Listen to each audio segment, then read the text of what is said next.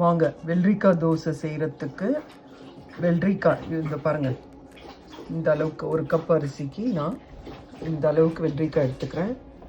இதை நல்லா தோல் சீவிட்டு சின்ன சின்னதாக நறுக்கி எடுத்துக்கோங்க. பாருங்கள், இப்போது இது ஊற வச்ச அரிசியை தண்ணி வடிகட்டி எடுத்தாச்சு. அதுக்கு பிறகு நறுக்கி வச்ச வெள்ளரிக்காயை சேர்த்துடலாம். பாருங்கள், நறுக்கி வச்ச வெள்ளரிக்காயை சேர்த்தாச்சு. அதுக்கு பிறகு ஒரு அரை கப் அளவு தேங்காய் சேர்த்துக்கோங்க. இதை நாம் மிக்சியில் போட்டு நல்லா பேஸ்ட்டாக அரைச்சி கொண்டு வந்துடலாம். தேவையான அளவு கொஞ்சம் தண்ணி சேர்த்து தோசை மாவு பதத்துக்கு அரைச்சி எடுத்துக்கோங்க. இப்போ இதை நாம் அரைச்சி கொண்டு வந்துடலாம். இப்போ இந்த மாவை இந்த மாதிரி நல்லா ரவா தோசை பதத்துக்கு தண்ணி விட்டுக்கோங்க. தேவைப்பட்டால் இன்னும் கூட கொஞ்சம் தண்ணி விடலாம். இந்த அளவுக்கு நாம் அரைச்சி எடுத்துக்கணும். அதுக்கு பிறகு இதில் 1 டீஸ்பூன் ஜீரகம் சேர்த்துக்கோங்க. ஒரு கொத்து கறிவேப்பிலையை பொடியாக நறுக்கிக்கோங்க. அப்புறம் கொத்தமல்லியும் பொடியாக நறுக்கிக்கோங்க. ஒரு 2 பச்சை மிளகாய் எடுத்துக்கோங்க. எல்லாத்தையும் நாம் அந்த மாவில் மிக்ஸ் பண்ணிடலாம். அதுக்கு பிறகு தேவையான அளவு உப்பு சேர்த்துக்கோங்க. அப்புறம் ஒரு அரை டீஸ்பூன் மிளகை 1-2 பொடி பண்ணி போடுங்க. முழுசாக போட்டால் எடுத்து போட்டுருவாங்க, அதனால் 1-2 போடுங்க. இப்போ நாம் இதில் தேவையான அளவு உப்பு சேர்த்து இதை நல்லா கலக்கி விடலாம். பாருங்கள், உப்பு சேர்த்தாச்சு. இது பாருங்கள், மிளகை 1-2 நுணுக்கி இருக்க, மிளகோட கொஞ்சம் சீரகமும் இருக்குது.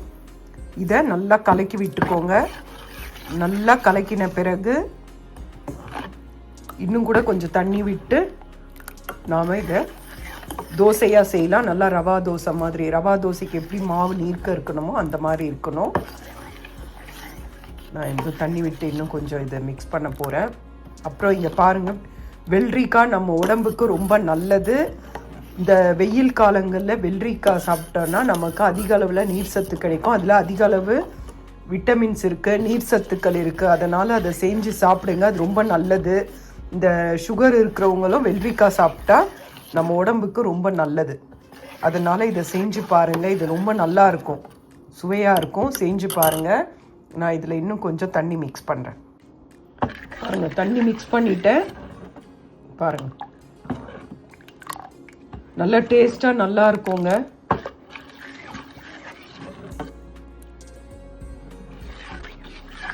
வாங்க, இப்போ இதை நம்ம தோசையாக சுடலாம்.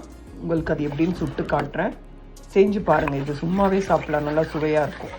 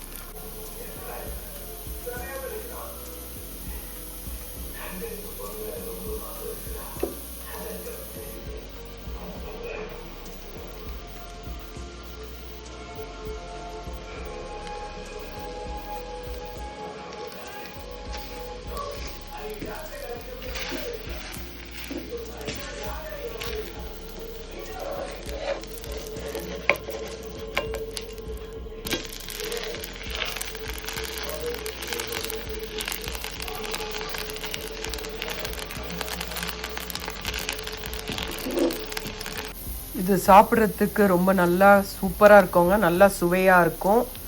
நம்ம இது அடிக்கடி நம்ம சேர்த்துக்கிட்டா உடம்புக்கு நல்லது. வெறும் தோசை சாப்பிட்றதுக்கு பதில் இந்த மாதிரி செஞ்சு பாருங்கள்.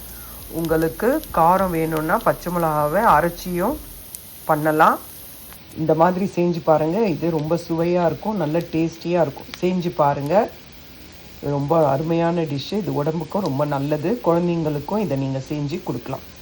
பொறுமையாக எடுக்கணுங்க. ஏன்னா ரொம்ப மெலிசாக இருக்கிறனால பொறுமையாக எடுக்கணும். அவசரப்பட்டு எடுத்தால் அப்படியே தோசை வந்து உடஞ்சிடும், துண்டு போயிடும். அதனால் பார்த்து எடுங்க. இப்போ வாங்க நாம் தோசையை எடுக்கலாம். பாருங்கள் எவ்வளோ நல்லா பேப்பர் மாதிரி வருது பாருங்கள்.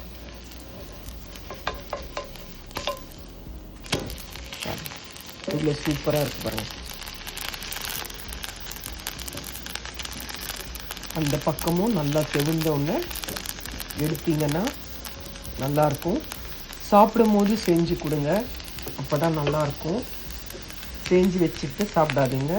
இது நல்லா, இது சும்மாவே சாப்பிடலாம், எதுவுமே தேவையில்லை. அப்படி வேணும்னா ஒயிட் சட்னி இல்லை இட்லி பொடி இந்த மாதிரி ஏதாவது சாப்பிடுங்க. இது வெறுமனே நல்லா டேஸ்ட்டாக இருக்கும். நம்ம இதில் தேங்காய்லாம் போட்டு அரைச்சிருக்கனால உங்களுக்கு இது ரொம்ப சுவையாக இருக்கும். இது அந்த பக்கம் நல்லா செவந்து வந்ததும் நாம் எடுத்துடலாம்.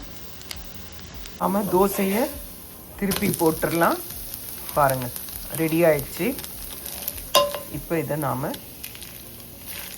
பாருங்கள் எவ்வளோ அருமையாக இருக்குது பாருங்கள். எவ்வளோ சூப்பராக நல்லா முருகலாக இருக்குது பாருங்கள். செஞ்சு பாருங்கள். செஞ்சு பார்த்துட்டு உங்களுக்கு இந்த சேனல் பிடிச்சிருந்தா லைக் பண்ணுங்கள், சப்ஸ்கிரைப் பண்ணுங்கள். இதை செஞ்சு சாப்பிடுங்க. இது ரொம்ப நல்ல ஹெல்த்தியான தோசை.